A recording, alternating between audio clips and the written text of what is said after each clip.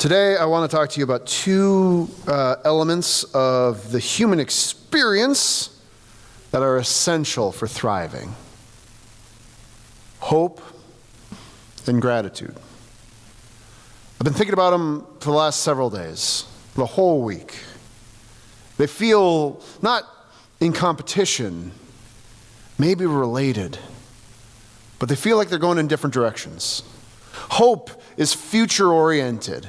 Hope is looking towards not what is present, but what is yet to be. Hope is not right now, but as it could be, as it should be, as I wish it were. And gratitude seems more of a present state, now and yesterday, looking here and in the past. Hope is the belief that things can get better. Hope is what John the Baptist is giving us today in the message, whereas there is somebody coming who is more powerful than I. Hope is the best of things, in my view. Now, the trouble with talking about hope over the last, I get nervous when if I were sitting where you were and the preacher standing up is going to start talking about hope. I've heard many sermons about that preacher. Heard political campaigns that were based on this. I've lived long enough, and you're right. There are a lot of ditches that you can get stuck in with hope. There's false hope, just straight out bald false hope. Hey, do you want your life to be filled with attractive people? Do you want to go on luxurious vacations? Drink light beer. That's just not a lie. Like, come on, But then you have a hope, a future, a plan. Like, this is where I'm going. This is a desire that I have that isn't, drinking light beer, beautiful people. But do you have goals for your life? Do you have ambitions, desires, things you want to achieve? And some sense of how to get there. I'm here to tell you, if you have at the center of your life, I would tell you that the goals I have for my life are the center of who I am. They guide almost all the decisions I hope to make. A real diversion of my character is when I forget my life goals. I have 3 of them, and I'm not going to spend too much time on them, but just to give you a sense. Number 1, I'm going to retire a pastor. That takes a lot of energy and work, and it informs certain decisions I make. I will be Bethany's only husband. It's certainly a challenge worth undertaking, which is what for me, doing the whole commitment before God was about. And I understand that, there's things outside my control in this, but that's the goal. It's not about me absolutely making it. Number 3, my children will not resent the church because of me. Right? And there's things outside of my control, but the number of my clergy colleagues whose children resent the church because their parents were not there for them is legion. So those are my 3 goals. And so that's a core of who I am. I put those there because of my relationship to my Maker, to who I am as a person, my relationship to the world, right? If your main goals of your life, of the core of your goals, are not built around what is supposed to be the center motion of your life, if you are not putting the God of your understanding as the center orbit and upon which everything else orbits, what you have put in the center of your life is an idol.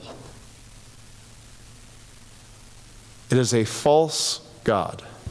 When I say false god, I don't mean other religions. When I say an idol, when I say a false god, these plague every religion that's worthwhile. That is security. I want people to like me. I need safety. I need the assurance. When you place something else other than the holy at the center of your life and let your goals orbit that, you are going to find that you will never be satisfied. Because idols require feeding. The God that we worship has more than enough. Praise. We sing about praise almost every Sunday. We do not praise God because God needs an ego trip. We do not praise God because God needs to be massaged into liking us. We don't sing so that God can feel good about us. We praise as a response to how we are. An idol requires sacrifice. This is false hope. The other ditch, if you're hearing somebody talk about hope, they're saying you really should be hopeful. You need to be hopeful for this. The other ditch of hope actually comes from inside the house. And it really goes to the jugular. It's when someone gives you a message of hope, maybe for themselves or for the world. This is really going to come into play next month. We get New Year's resolutions. I'm really going to lose this 10 pounds this year. I'm really going to quit smoking. I'm going to pick up writing cards every week or every day. And you can hear it in your voice, like it's an almost audible voice when you hear the message of hope or when you say it. That's when it really cuts.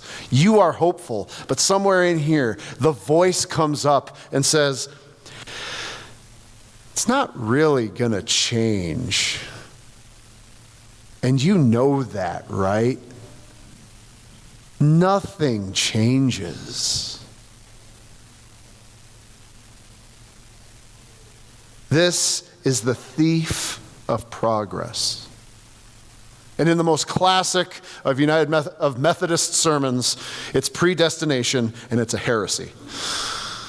To say that all things are written out from before all things and it's nothing can change according to God's plan, this is how it is. My friends, hope, real hope, the one that is provided by the one who is coming, who came and is coming again. This hope that things can change is it is the aspect of the Christian journey. It is the center point of our faith. I heard the whole of the Bible, the whole of the spiritual journey, your journey, mine, and every character in the Bible can be summed up in one sentence. It is the return of the exile. The spiritual journey is the return of the exile. You are not where you belong, and you can come home. It validates your inherent value. When you were created, when you were shaped, when God thought you up, you have inherent, intrinsic, wild value. So valuable that God would rather not be God than live without you. And something in this world, well, call it whatever you want. I am not stuck to the language of original sin and all of its trappings. But the world isn't as it should be. It doesn't take me long to feel like that. I, while incredibly valuable to God, am not always my best self. I told you in very explicit language what 3 core values I have. And you know how many times I've betrayed those values? Before I got here?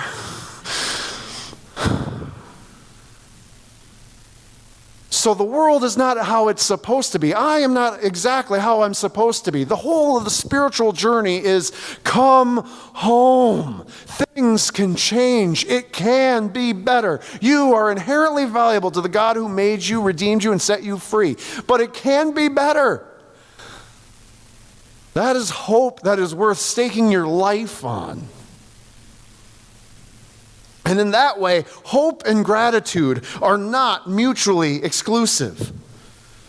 Hope and gratitude are not dependent on current circumstances, whether you're looking at right now or in the future. Now, I told you I was a little hairy or nervous whenever I hear a sermon or a speaker talking about hope.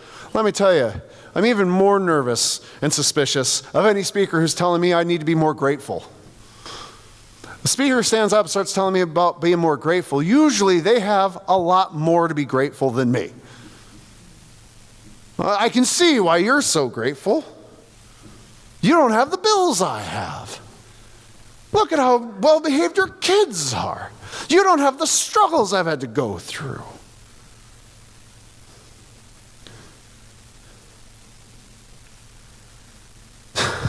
My first lesson in gratitude wasn't a good one. And I'm guessing there's a few of us who got the same lesson in gratitude right off the bat. The first lesson in gratitude. I don't know which parent it was for you. For me, it was my mom. When she served me anything with mushrooms on it. I ain't eating it. First, it was you haven't tried it yet. How do you know you don't like it? If you've never tried it. I'm like, food isn't supposed to look like this. I'm not eating it. And then it comes out, the lesson in gratitude. There are starving children all over the world. That's not gratitude.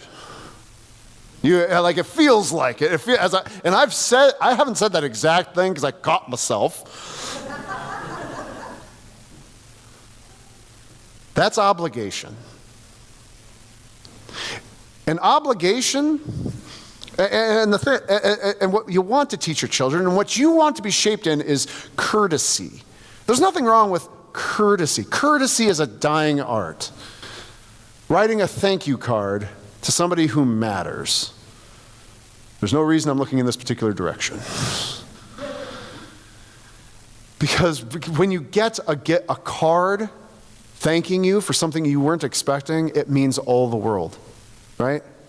And when you know that card actually reflects a deep sense of gratitude, it's changed your day. I mean, correct me if I'm wrong, but it is wild, the power that has. I'm somebody who recognizes that power, and at the same time, I also was raised in the culture that you write a card, I really hesitate telling you this story because it's really embarrassing for me. I got $5 when I graduated high school. There was a $5 card. And I didn't know where the person's address was, and my dad made me write the thank you card to that person for that $5. Made me. I would pay $10 not to have to hunt down the address. Right? And to me, maybe that was a lack of gratitude, but it was still that forced obligation. It was my dad trying to form courtesy out of me. Courtesy is not gratitude. Gratitude is sharing in the gift, sharing in the joy of the gift giver. Someone has given you something, hopefully, not because they felt like they had to. Someone has given you something because they want to see you enjoy it. And they are getting joy out of giving it to you. Gratitude is going, I'm enjoying it, and I'm enjoying that you enjoy it. It becomes this mutual, wow! There's something to be thankful for. Now, the ditch that we can get caught up in. One is we'll start with this one. Sometimes I am, and this is, this really came into clear this week for me. Because on Thanksgiving, obviously, that's where this is all coming from. The holiday we celebrate, where it's all about remembering what's thankful for. Sometimes forcing gratitude can feel like a betrayal of the wounds you are experiencing. Have you ever had somebody who's like, well, be thankful for the journey you went on, because you wouldn't be the person you are without the struggles you've had to face? I find that, while true, never tell someone that. It's rarely helpful. It's fine if you come to that decision for yourself. But for me, one of the reasons it was hard to give thanks this Thursday was it's the 9th anniversary of my mother dying. And so on Thanksgiving Day, so it made it really hard, like it kind of feels like if anybody tried to force a spirit of gratitude on me, it's like, just calm down. Just slow up for me. Like for me to try to overwhelm with gratitude feels like a betrayal of the grief I'm experiencing. I don't know if you can identify with that. The other side, the other ditch of gratitude, one of the reasons why we sometimes get hesitant, and I know this is so true for Midwesterners. Oh my gosh, us Minnesotans, we just have a hard time. If you name what you're grateful for, you're scared, not that you'll, if you name what you're grateful for, you're scared that you are jinxing the universe. Like if you name it, it's like, shh, don't celebrate what you love. It'll get taken away. Like you're waiting for the other shoe to drop. Like I can't name that thing. Just keep it. Hold it as tightly as possible. You get some great news. When my family moved to Golden Valley, we bought our first house. And just based on the horror stories of all you homeowners, all I'm thinking of is, when's the first thing gonna break? And how big's the interest rate on the loan I'm gonna have to take to fix it? Right? The trouble with gratitude is sometimes the lived experience. It's not out of nowhere. There is trauma somewhere back there that has taught you that I need to be a little suspicious of good things coming my way. Now I'm going to go just a little bit bigger than just a personal experience, because I also forgot this part of the announcement. I can actually put this in with my sermon notes. Thank you, Luke. I love when I do this. The members of the council of this church for the last 3 months have heard me say the same thing all 3 months at the close of our service. And I'll just give you a little rundown of the thing. I tell everybody, stop and listen what you've heard at this meeting. And everyone's like, oh, well, 3 months ago it was, the elevator still isn't working, and the internet is, in the Sunshine Valley area, is really choppy, and Chad's leaving, and I'm like, what else? Well, Chad left well. He felt loved on the way out, and he's going somewhere great. We've hired 2 new people who we are really excited about. We are okay with our current pastor for now. And for the first time in years, the church is in the black financially.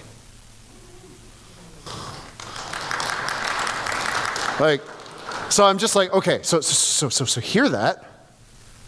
And for 3 months, I've been saying, take the win. Celebrate the win. And you can just see, especially our finance people are like, And I'm not going to point them out, but I know already they're like, shh. People will stop financially contributing if you say we're doing okay. No, we're doing okay. Please prove me right. Okay? And speaking of that, this is one of these things. Because I hope for those of you who've come a lot, if you haven't come a lot, I don't talk about money a lot, to the tune of, we were receiving our pledge cards for next year. I never brought it up on a Sunday because it was a strategic plan. No, I forgot. And we've only taken in half of our expected pledge cards. If you have pledge cards, please consider filling those out. Because imagine if your job, the only way you received money was suddenly like, we think we'll only have half. You would probably panic when forming next year's budget. So I'm just putting that slyly putting it into a sermon to remind everybody, I didn't fill mine out. All right, so Please consider, there's no shame in that game. Now, we are celebrating all that good news. Take the win. Why?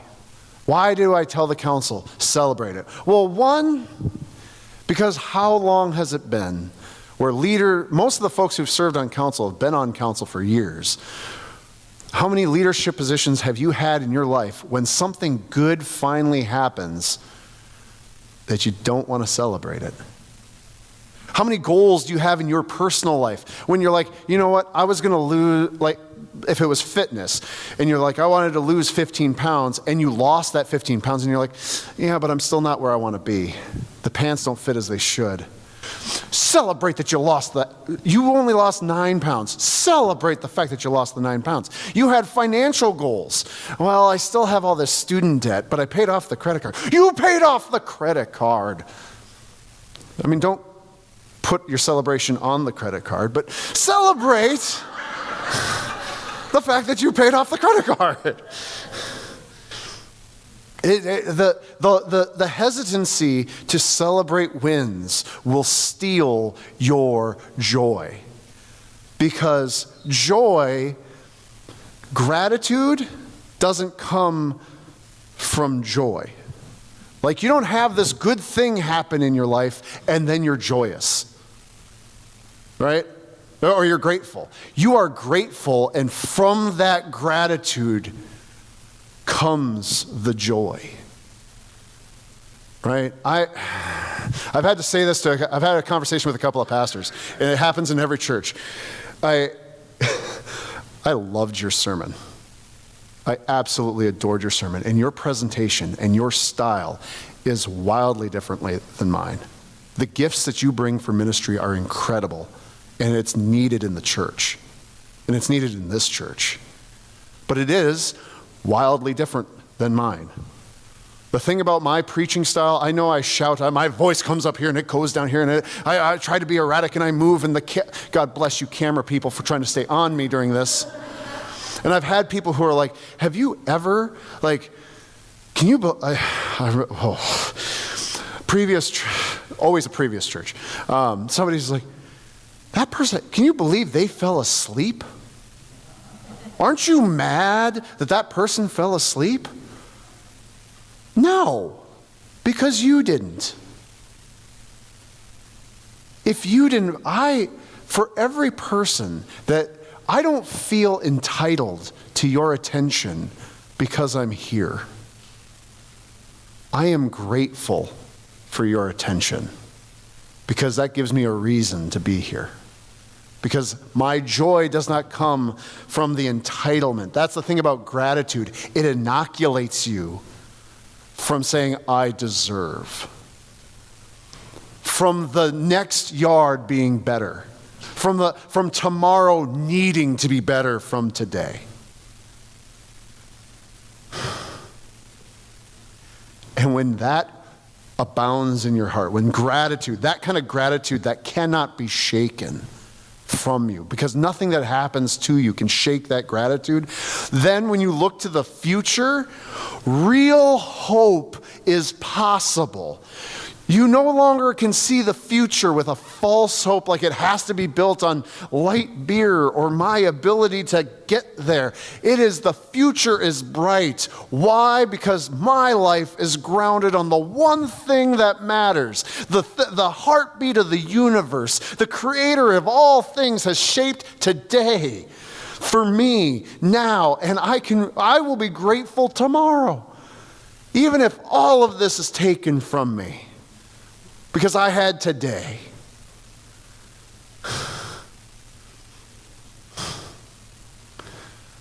May gratitude and hope shape not just this Advent season for you, but your whole life, now and forever. Amen.